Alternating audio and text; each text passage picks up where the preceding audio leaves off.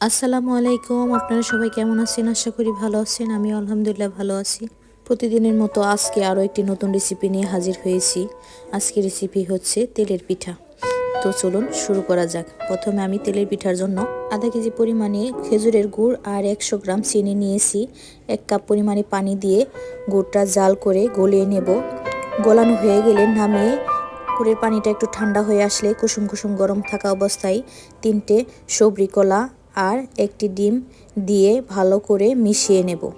মিশানো হয়ে গেলে এরপরে আমি চাউলের গুঁড়া অ্যাড করব। আমি এখানে 4 কাপ পরিমাণে চাউলের গুঁড়া নিয়েছি। আপনারা আপনাদের গুড় অনুযায়ী পরিমাণ মতো নিয়ে নেবেন। এবার পরিমাণ মতো লবণ দিয়ে হাত দিয়ে ভালো করে মাখিয়ে সুন্দর একটি ব্যাটার তৈরি করে নেব। বেশি ঘনও না বেশি পাতলাও না আর কি। ব্যাটারটা রেডি হয়ে গেলে আমি 10 মিনিটের মতো রেস্টে রেখে দেব। এরপরে আমি 10 মিনিট পর চুলায় একটি কড়াই বসিয়ে পরিমাণ মতো তেল দিয়ে তেলটা ভালো করে গরম হয়ে আসলে একটি একটি করে পিঠাগুলো আমি ভেজে নেব।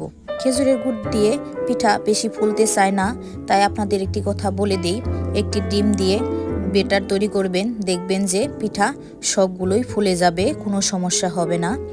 সবগুলো পিঠাই আমার ভেজে নেওয়া হয়ে গেছে। সবরি কলা দেওয়ার কারণে পিঠাটা গ্রানটা অনেক সুন্দর আসে, এর কারণে দেওয়া। সবাই একবার হলো বাসায় ট্রাই করে দেখবেন। সবাই অনেক ভালো থাকবেন। আল্লাহ হাফেজ।